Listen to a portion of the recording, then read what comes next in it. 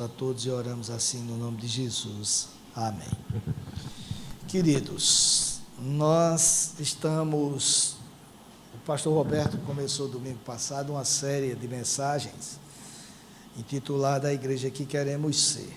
E quando a gente diz a igreja que queremos ser, é bom que nós esclareçamos, é de bom alvitre que esclareçamos duas coisas. Primeiro, quando a gente fala em igreja, não estamos falando da instituição, mas de pessoas.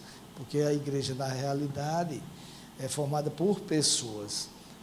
O prédio fica aqui quando termina o culto, mas a igreja vai embora. E a igreja é a igreja na sua casa, é a igreja no trabalho, é a igreja no lazer. Então, quando falamos em igreja, falamos de cada um de nós. E quando dizemos que queremos ser, não quer dizer que nós não somos, mas que precisamos envidar esforços para cada vez mais aprimorar a visão. O pastor Bill Hybels, em um dos seus livros, intitulado Axiomas, tem um que ele utilizava quando estava, ele utiliza ainda, mas sobretudo quando ele estava à frente da igreja que plantou, a igreja batista de Saddleback. E lá ele dizia, o axioma é o seguinte: a visão vaza. E para ele, uma igreja é como um balde com água que tem furos, e que você coloca a água, mas está sempre saindo, e você precisa estar sempre abastecendo, porque a visão vai vazando, a água vai vazando. Então ele afirma que uma coisa que sempre precisa lembrar, ou precisava lembrar, é que os membros de sua igreja, ou desta igreja, ou de qualquer outra igreja, são pessoas que têm uma vida além da igreja, além do templo, além do prédio. E após ouvirem o sermão do domingo, as pessoas, a igreja vai embora para os seus afazeres e logo esquecem do que ouviram, porque tem muitos outros compromissos. Por isso é que a visão precisa sempre ser trazida à palha, para que o conteúdo que porventura vazou seja reposto.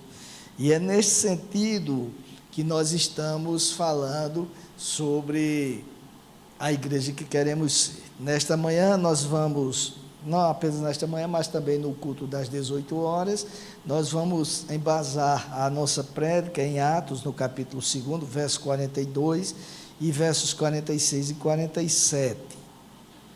E eu convido você a abrir sua Bíblia, ligar sua Bíblia aí, ou se você não tiver, você acompanha aqui na projeção. Os que estão em casa, cultuando conosco em seus lares, vão ter a projeção aí na sua tela. Aliás, as boas-vindas àqueles que estão em casa também, que eu esqueci de cumprimentá-los no princípio. Amém? Atos capítulo 2, versos 42 e depois versos 46 e 47. O texto santo diz o seguinte, verso 42: e perseveravam na doutrina dos apóstolos e na comunhão, no partir do pão e nas orações. Verso 46, diariamente perseveravam unânimes no templo, partiam o pão de casa em casa e tomavam as suas refeições com alegria e singeleza de coração, louvando a Deus e contando com a simpatia de todo o povo. Enquanto isso, o Senhor lhes acrescentava dia a dia os que iam sendo salvos.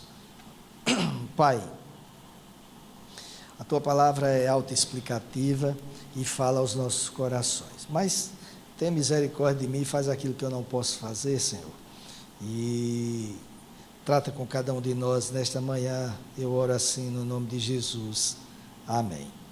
Bom, queridos, este texto que nós acabamos de ler, da leitura dele, podemos tirar algumas conclusões. Em primeiro lugar, nós vamos basear a nossa fala apenas, quando trata do verso 42, apenas na primeira metade do verso. Na semana passada, o pastor Roberto falou sobre uma igreja missionária e a necessidade de cada um de nós lembrar disto e no dia a dia, seja onde estivermos, falar de Jesus, e falar de Jesus não significa somente abrir a boca e falar, mas, sobretudo, viver. Porque não adianta eu falar algo e não viver este algo que eu falo. Seria uma incoerência, seria até uma mentira, né? Então, nós precisamos não apenas falar quando temos oportunidade, mas, sobretudo, viver os ensinamentos que o Senhor Jesus ministrou quando esteve na terra e deixou os seus escritos para nós por meio dos evangelhos, que Deus usou os evangelistas para narrarem aquilo que Jesus ministrou. Então, eu dizia que vamos embasar na primeira metade do verso do verso 42, do capítulo 2 de Atos, porque hoje a gente quer falar de uma igreja bíblica. Antes falamos sobre uma igreja missionária, agora falar sobre uma igreja bíblica. E dessa leitura da primeira metade do verso, podemos tirar conclusões importantes para as nossas vidas, para a comunidade eclesiástica, mas também para nossas vidas cotidianas. De início, nós não podemos olvidar que estamos diante do relato dos primeiros passos da igreja primitiva. Até então não existia igreja. O Senhor Jesus fundou a igreja dele e inaugurou a igreja com a descida do Espírito Santo lá no dia da festa de Pentecostes, quando todos estavam reunidos. A festa de Pentecostes era a chamada festa da colheita. 45 dias após a colheita era realizada a festa, todos acorriam para Jerusalém, e ali o Espírito Santo alcançou aqueles que estavam reunidos e inaugurou a sua igreja. Então, eles começaram a ministrar a palavra de Deus, começaram a falar sobre Jesus, e a igreja foi se desenvolvendo. Então, estamos falando dos primeiros passos, aqui no capítulo 42, no capítulo 2, verso 42, da igreja primitiva. E que podemos inferir que, em se tratando de uma igreja moldada nos princípios ensinados por Jesus, estamos diante do relato de um modelo de igreja. E olhe que naquela época não existiam templos, por isso que estamos falando de igreja como cada um de nós, pessoas, porque é isto que a igreja é. E o relato nos mostra que aquela igreja era inicialmente uma igreja bíblica. O verso 42 relata que os irmãos perseveravam na doutrina dos apóstolos. E perseverar na doutrina dos apóstolos significa dizer que eles perseveravam naquilo que os apóstolos ensinavam e que tinham aprendido com Jesus. Eles se regiam segundo a autoridade dos apóstolos, que, repito, haviam sido orientados, ministrados, aprendido com Jesus, caminhando com Jesus. Eles haviam sido forjados, vamos dizer assim, no convívio com o mestre, interagindo com ele e, sobretudo, vendo o que ele fazia. Alguém que pretende crescer, meus amados, na graça e no conhecimento do Senhor, não pode prescindir do aprendizado das coisas dele, das coisas de Deus. Seria uma incongruência dizer que conhecemos ao Senhor, que vivemos de acordo com os seus princípios, se nós não buscamos conhecer o que ele prescreve na sua palavra para aplicar essas prescrições nas nossas vidas. Cristianismo é, antes de tudo, a prática dos princípios cristãos, e por isso que se chama cristianismo. É a prática dos ensinamentos de Jesus, que não são fáceis, porque ainda agora há pouco estávamos na sala de discipulado ali falando sobre isso, sobre a natureza que temos. Nós temos uma imagem desfocada, como somos portadores da imagem de Deus, porque fomos feitos à imagem e semelhança dele, mas essa imagem está, nos dias atuais, em tempos de TV digital, a imagem está congelando, né? Está com problemas, porque ela foi desfocada pelo pecado. quando era na outra época de TV analógica, tubo de imagem, era daquela que ficava totalmente desfocada e alguém tinha que subir lá na antena para ficar, vira para a direita, vira para a esquerda e alguém bate para lá, para cá, melhorou, aquela coisa toda, para ver se ajeitava. Então nós estamos assim com a imagem, somos portadores da imagem de Deus, mas o pecado desfocou essa imagem.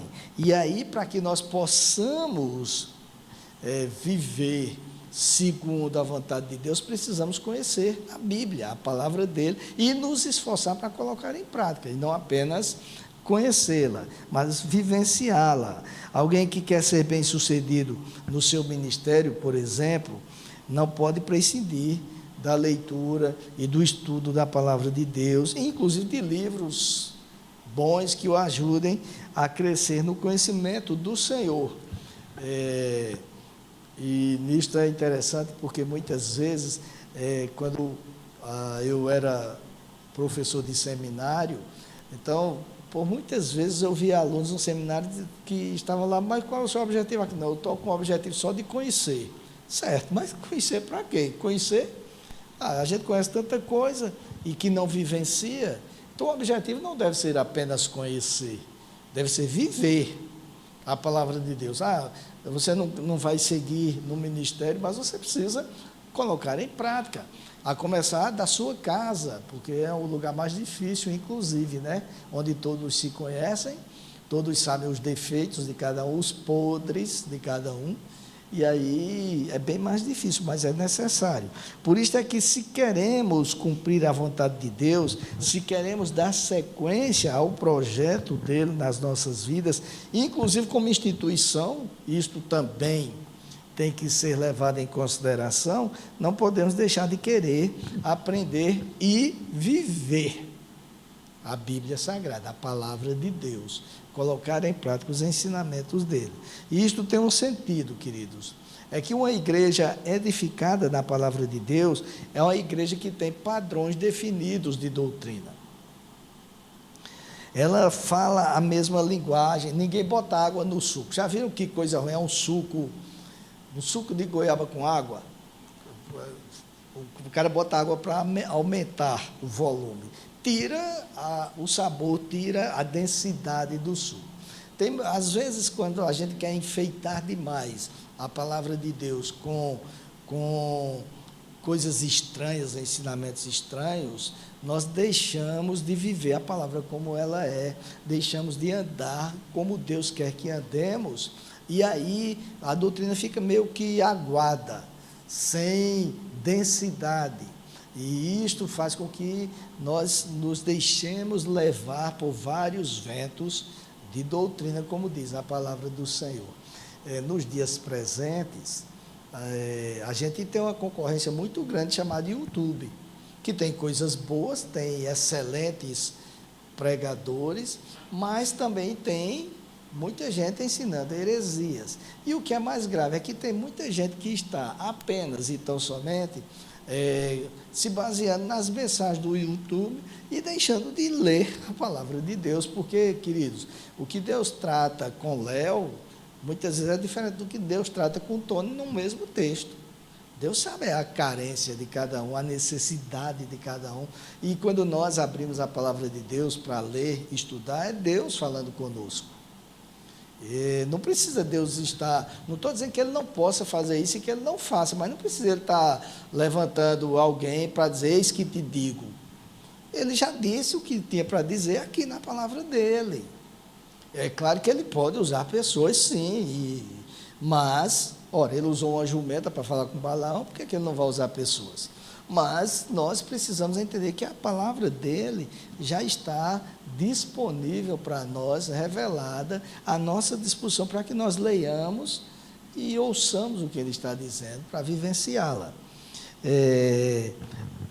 Então, devemos nos lembrar sempre, para que sejamos sedentos pela palavra de Deus, e cheios da palavra de Deus, e cheios aqui, não é no sentido de eu estou cheio disso, não aguento mais, mas cheio no sentido de estar alimentado, porque no momento, todos aqui certamente tomaram café hoje, mas pode ter um ou outro que não tomou, porque não teve tempo, ou porque teve que tomar um remédio antes que não pode tomar, e deve estar com fome. Mas o que está fazendo você ficar aqui sentado ou em pé, ou fazendo qualquer coisa, é o alimento que você vem consumindo todos os dias.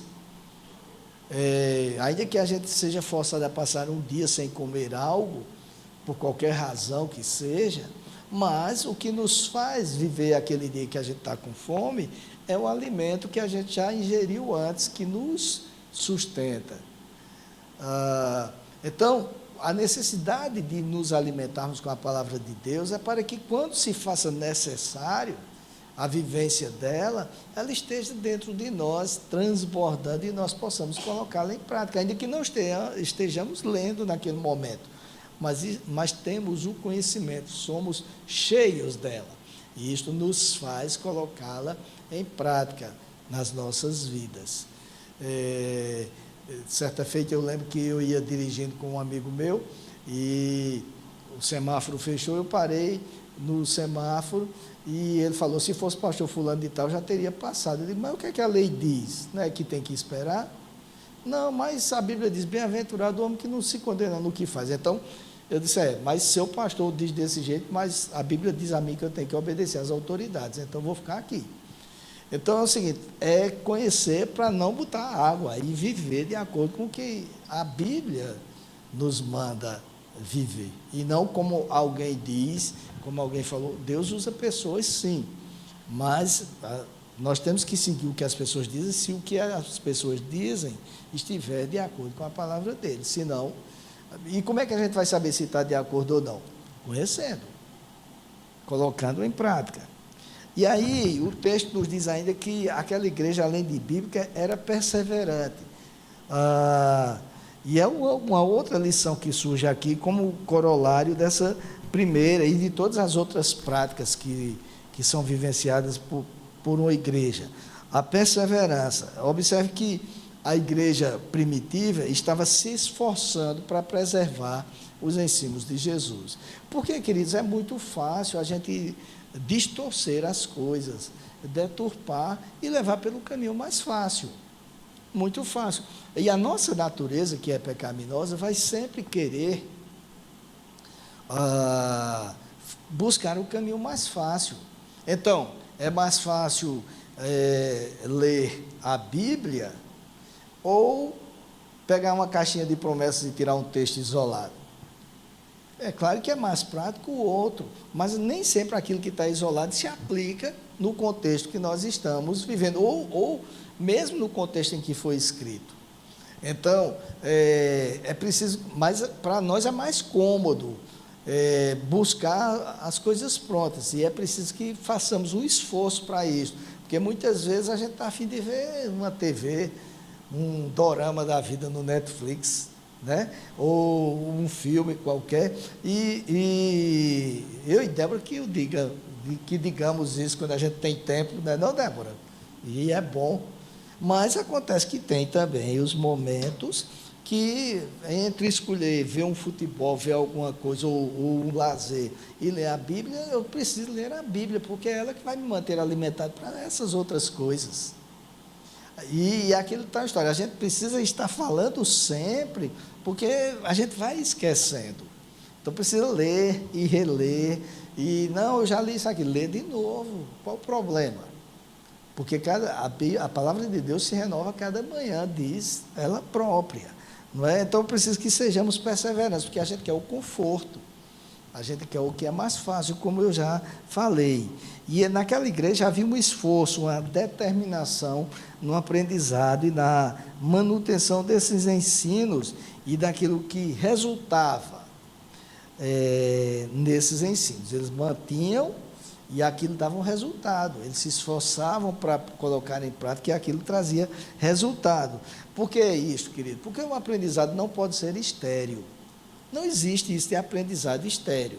É por isso que eu não entendo quando alguém diz assim, não, eu estou aqui só para ter conhecimento. Não. O conhecimento é para que nós possamos ser produtivos. Não existe isso de um conhecimento, um aprendizado que não dá resultado. que eu guardo para mim. Aliás, foi um erro que a nação de Israel cometeu no princípio, porque Deus, quando criou a nação israelita, criou para que ela pudesse proclamar o nome de Deus. Mas o que é que ela fazia? Não, a bênção é para nós somos o povo escolhido, o povo eleito, nós somos os bambambãs, os tampa de cruz, o último biscoito do pacote, somos a bala que matou John Kennedy. Não sei se pode comparar isso com um crime com esse, mas assim, eram os tais, não queriam anunciar Deus e dividir as bênçãos de Deus com os demais, e isso torna a nação estéril, a igreja estéril. Os conhecimentos que temos de Deus é para que os outros conheçam. Certa feita, eu já contei isso aqui, estava lá na Igreja Batista da Graça, que veio uma turma dos Estados Unidos para lançar um site de relacionamento cristão, de oração. Não era um site de relacionamento tipo para ficar postando, mas era assim: você precisa de oração, você coloca lá, e quem participa vai orar por você, que vai, e, enfim, era um site de oração. E ele disse uma coisa que eu fiquei pensando, ele disse: me diga uma coisa, se você soubesse que descobriram a cura para o câncer, você ia guardar isso somente para você, para um parente que você tem, ou você ia disseminar isso? É óbvio que nós queríamos que todos que tivessem acometidos de câncer fossem curados, não é assim? Então, a gente tem a solução, a gente conhece a solução para a humanidade: Jesus Cristo. Ele veio para salvar a humanidade da perdição eterna. E aí a gente vai simplesmente não dá fruto nenhum, não fala disso, não mostra para as pessoas. Estamos sendo estéreis, não vivenciamos o Evangelho, então nós estamos sendo estéreis. E nós temos que começar a vivenciar dentro de nossas casas. Por que a gente traz as crianças para aqui? Porque se a gente conseguir fazer com que elas entendam, e aí é por obra e graça do Espírito Santo, que só Jesus Cristo é o caminho, a verdade e a vida, e eu não estou falando de igreja, mas do Senhor Jesus, nós teremos uma sociedade muito melhor, pautada nos ensinamentos do Senhor Jesus. E mais, teremos crianças que vão se tornar adolescentes, jovens, adultos salvas. Porque só quem salva é o Senhor Jesus, não outros meios, mas somente o Senhor Jesus.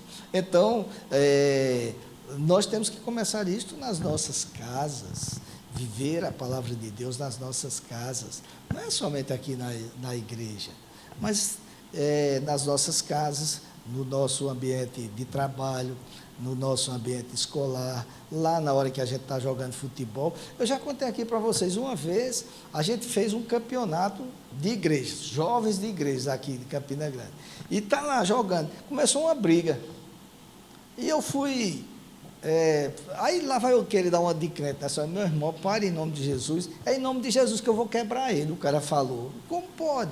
E aí um que não era cristão, que a gente convidou para vir jogar com a gente, ele disse: joguei em todo canto, nunca apanhei, vim jogar no meio dos crentes, apanhei. Pode um negócio desse? Então é em qualquer lugar que nós temos que ser cristãos, em todos os lugares, inclusive nos lugares mais difíceis é que temos que brilhar. E é interessante que eu estou falando dessa questão de não ser estéril. O texto, o verso 46 que nós lemos, diz assim: diariamente perseveravam unânimes no templo. Então, era uma perseverança diária, constante, e todos estavam imbuídos no mesmo objetivo. Ninguém queria ser melhor do que ninguém, queria saber mais do que o outro, mas perseveravam para que um ajudasse o outro. Porque não há como ter uma vida pautada na palavra de Deus se não houver esforço mútuo no aprendizado dessa palavra. E o que me chama a atenção, queridos, aqui na prática da igreja primitiva, é o resultado. Em primeiro lugar, pela constância desse resultado. Observe o que diz o final do texto 47. Enquanto isso, acrescentava-lhes o Senhor dia a dia os que iam sendo salvos. Então, três coisas aqui. Enquanto isso, ou seja, enquanto eles perseveravam na doutrina dos apóstolos, enquanto eles se esforçavam para aprender enquanto a igreja vivia perseverando nas práticas ensinadas por Jesus. Isto demonstra que aquilo que eu acabei de falar, que essas práticas não são estéreis, não são. Não adianta um ativismo desenfreado, como muitos têm, sem que, e com o perdão da redundância, eu vou ser bem redundante, sem que essas práticas sejam colocadas em prática. Não adianta. E segue o texto: enquanto isso, acrescentava-lhes o Senhor dia a dia os que iam sendo salvos. Então, não eram acréscimos esporádicos, eram acréscimos diários, tá certo? E não estamos falando de um crescimento pífio, de um crescimento pequeno, inexpressivo, parco, mas um crescimento extraordinário, porque ele era diário e, além disso, se a gente fizer uma conta simples, se fosse diário, um por dia, já daria 30 no final do mês, já daria 365 no ano, se fosse um. Mas a Bíblia não fala de um por dia. A Bíblia fala de, por exemplo, teve uma única conversão que houve milhares de pessoas. E o que é interessante é isso: quem acrescenta é o Senhor. O grande problema é que às vezes a gente está querendo convencer os outros, e aí a gente se torna chato, intragável. Ixi, vem ali de novo. Isso é função de Deus. Deus é quem faz isto, não nós. O texto do verso, no capítulo 4, verso 32, diz assim: da multidão dos que creram, era um o coração e a alma. Ninguém considerava exclusivamente sua nenhuma das coisas que possuía, tudo, porém, lhes era comum. E neste mesmo capítulo 4, quando o apóstolo Lucas relata o episódio em que Pedro e João estavam discursando no templo e foram presos, consta o seguinte: muitos, porém, dos que ouviram a palavra e aceitaram, subindo o número de homens a quase 5.000. Vejam como é impressionante o que Deus pode fazer, transformar vidas, quando pessoas buscam viver a palavra de Deus. É impressionante, porque é um trabalho do Senhor, não é um trabalho nosso. O nosso trabalho é viver, é aprender e é proclamar, mas quem faz o restante é Deus. Então não adianta esforços humanos sem a dependência de Deus. A igreja crescia de forma impressionante ali, enquanto ela praticava o aprendizado da palavra de Deus e a comunhão, como diz o texto, que a comunhão a gente fala no outro dia, no outro sermão, mas o aprendizado levava ao crescimento. Enquanto isso, acrescentava-lhes o Senhor dia a dia os que iam sendo salvos. Não havia necessidade de fazer malabarismos, criar eventos, não que eu seja contra eventos, mas eu digo assim, no sentido de criar eventos para atrair pessoas. E eu acho tão interessante, queridos, que quando tem os eventos nas igrejas, eles são muito incoerentes, porque vamos fazer um evento para trazer visitantes, aí bota o cartaz, aí bota a foto do pregador. Olha, se o cara é visitante, o cara não sabe nem quem é aquele pregador, e bota o cantor, não sei o que, e é mais, para chamar a atenção, não mostra o que Deus fez, não, mostra o que o cara fazia. Já viram como é? Então, por exemplo, nós tínhamos, que morreu de Covid, o nosso irmão Lázaro, uma bênção, mas quando os caras colocavam a foto de Lázaro lá, botava assim: ex-Olodum. Peraí, você está fazendo propaganda de Jesus ou do Olodum? Não tem sentido isso. O cara vai dar um testemunho, aí chega e diz: olha, irmãos, eu matava, eu roubava, eu fumava maconha, eu cheirava cocaína, fumava crack, eu fazia, eu enfiava a faca no ali e tal, e ele passa 2 horas falando isso, aí no final diz: Jesus me salvou e hoje eu sou uma nova criatura. Passou o tempo todo falando das coisas que o diabo faz. E fala uma coisinha só de Jesus. Nós estamos aqui para falar sobre o que Jesus pode fazer, o que Ele faz nas nossas vidas no dia a dia. o que Ele faz, pode fazer na vida de todos. Nós estamos aqui, queridos, porque eu estava ali atrás, durante o louvor, e aí eu não resisti, eu vim aqui à frente para pegar Joel no braço aqui, olhando para Joel, dizendo, mas Deus, toda hora que eu olho para Joel, eu digo, mas Deus, eu vou dizer uma coisa, Deus não tem jeito não, é maravilhoso, não é? Porque você olha para a história de Joel, queridos, e você vê Joel assim, não tem explicação. Aí eu vou deixar de falar sobre isso, de falar, de tomar. O fato de eu abraçar Joel é uma pregação para mim. Para mim, o que Deus pode fazer, eu vou ficar pensando no que os outros, no que o diabo fez, eu sei o que ele fez, já está resumido, ele veio para matar, roubar e destruir, ponto. Tudo está dentro aí. A hora que Deus faz é coisa maravilhosa e isso precisa ser proclamado. E como é que eu proclamo isso? Só contando a história de Joel? Não, mostrando que a Bíblia diz que Deus pode fazer isso. E para eu dizer isso, eu preciso conhecer a palavra de Deus. Precisamos ser bíblicos. Então não precisa de malabarismos. O que a igreja fazia era obedecer.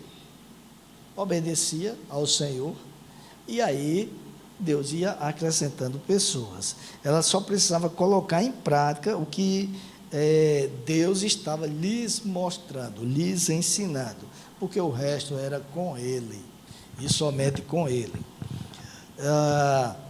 Muitas vezes eu fico, hoje pela manhã, quando a gente foi para a corrida lá, eu e Débora foi participar da corrida lá do Sesc, e eu fico sempre observando, quando a gente vai correndo, vendo os pais com as crianças, e eu fico pensando, é isso que a Bíblia diz, ensina a criança no caminho. Claro que não estava falando de ensinar no caminho, ensina a correr na corrida de rua, não é isso, mas assim, é o pai estar junto, porque toda oportunidade, todo momento é uma oportunidade dele falar da palavra de Deus ali, se ele está junto, ele pode ensinar. Agora, não adianta, como é que eu vou ter assunto para tratar com meus filhos, no meu caso com as minhas filhas, se eu não conhecer? Então surge um momento, surge uma oportunidade, mas eu não tenho como dizer algo de Deus, porque eu não tenho conhecimento, posso até estar junto, mas não tenho conhecimento. A palavra de Deus, nós precisamos perseverar nela, ser bíblicos, primeiro porque ela nos alimenta, como eu já falei, e nos ajuda a seguir em frente, mesmo quando estamos num dia de fome, vamos dizer assim. Depois, para que possamos alimentar os outros também. Tenhamos conteúdo para passar para os outros, para mostrar para os outros. E, por fim, porque nós sabemos que quando fazemos isso, aí Deus se encarrega de fazer com que aquilo que nós prescrevemos para os outros tenha resultado. Um médico prescreve um medicamento para nós, mas nem sempre o medicamento vai dar o resultado esperado. Então tem que fazer um teste, trocar, isso não está dando certo, bota aquele, até chegar lá. E aí é o médico quem vai vendo isso aí. Então, mesma coisa, nós prescrevemos, mas o médico dos médicos, o autor da vida, é quem vai tratando com as pessoas. Não é função nossa. Função nossa é apenas conhecer e obedecer a Ele. Então, se nós conhecemos a palavra de Deus, nos esforçamos para ser bíblicos, certamente nossos lares serão melhores, nossa produção no trabalho será melhor, na igreja será melhor, entre os amigos será melhor, em todos os aspectos e em todos os setores seremos melhores. Continuaremos falhando, sim, porque somos pecadores, temos uma natureza pecaminosa.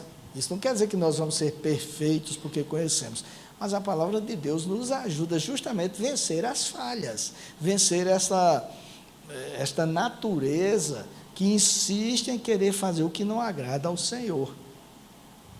É exatamente o conhecimento da palavra de Deus que nos ajuda a vencer as necessidades espirituais que temos, nos supre nisto. E apesar de sermos pecadores e errarmos constantemente, mas aí nós também temos o conhecimento disto e nos arrependemos. E aí o que é que acontece? Qual o tempo que Deus leva para nos perdoar? O tempo que nós levamos para nos arrepender. Porque Deus não vai ficar pensando assim, eu vou ver o que é que eu faço. Já viram como é que a gente faz com os filhos? O filho vem, pai, vou pensar. E aí eu gosto, sempre que eu falo nisso, e já falei tantas vezes aqui, eu vou encerrar dizendo isso, eu gosto de C.S. Lewis, no livro Cristianismo Puro e Simples, né? É isso? E também gosto de Brennan Manning, no livro O Evangelho Maltrapilho. Ambos dizem algo parecido, os dois. Que é assim, Deus não está nem aí para a sua dignidade. Eles dizem quase com essas palavras. Porque se nós, alguém nos fere,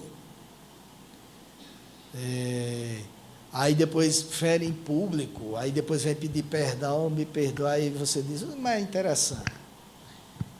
Me agride moralmente, me fere, tal, publicamente, aí depois vem assim, me perdoe, e a minha dignidade, onde é que fica? Eu tenho amor próprio. Não é assim que muitos dizem? Deus não diz isso, Deus não fica pensando, e a minha dignidade onde é que fica? Eu tenho amor próprio. Quando a pessoa se arrepende, Deus na mesma hora perdoa. Exatamente na hora, quando há arrependimento. Porque Deus, não, fazendo minhas as palavras de C.S. Lewis e de Brennan Manning, Deus, o amor de Deus não tem. Brennan Manning diz assim: o amor de Deus não tem nenhuma dignidade.